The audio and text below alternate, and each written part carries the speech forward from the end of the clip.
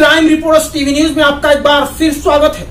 उत्तर प्रदेश के सोनभद्र में एक बार फिर अपराध की एक वारदात घटी, जहां रात के समय एक युवक का गला रेत कर उसकी निर्मम हत्या कर दी गई। आखिर कहां है पुलिस का वो दस्ता, आखिर कहां है योगी की पुलिस जो इस क्राइम पर कंट्रोल कर सके।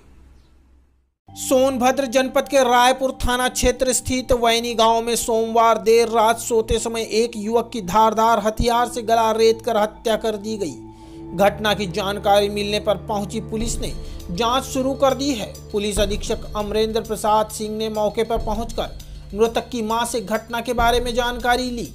जनपद के वैनी गांव निवासी राजू की शादी करीब 12 वर्ष पहले पन्नूगंज थाना क्षेत्र के चिंता विश्वामपुर गांव में हुई थी। उनके 2 बच्चे भी हैं।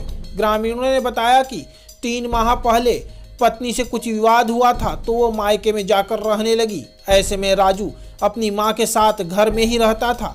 होली वाले दिन मां धनेश्वरी दूसरे कमरे में और राजू बाहर कमरे में सो गया। सुबह जब उसकी मां उठी तो देखा कि राजू खून से लथपथ पड़ा था। मां ने गांव के लोगों को बताया। घटना की सूचना तत्काल पुलिस को दी गई। पुलिस के अनुसार राजू की गला रेत कर हत्या कर दी गई है। किस हथियार से गला रेता गया इसकी जानकारी नहीं हो सकी है। पुलिस मौके पर पहुंचकर छानबीन में जुटी है। थाना रायपुर के बैनी गांव में बीती रात एक 35 वर्षीय युवक की हत्या हो गई। उसका शव उसी के कमरे में सुबह उसकी मां ने देखा। उसके गले पे चोट के निशान थे।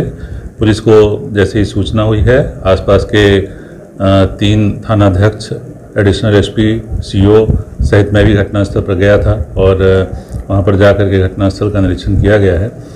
ये मृतक की मां की तरफ से एक तहरीर प्राप्त हुई है जो अज्ञात अभियुक्तों के विरुद्ध है। और जो मृतक है वो शादीशुदा था, उसके 2 बच्चे थे और उसकी पत्नी करीब 3-4 साल से अलग रह रही थी और मृतक अपनी मां के साथ ही अपने घर में रहता था। और ऐसा प्रतीत होता है कि घर के उसके कमरे का दरवाज़ा खुला हुआ था। पीछे के रास्ते कोई प्रवेश करके इस घटना को अंजाम दिया है। कई टीमें इसके अनावरण के लिए लगाई गई हैं और शीघ्र ही इस घटना का अनावरण कर लिया जाए। सोनभद्र से शक्तिपाल की एक रिपोर्ट।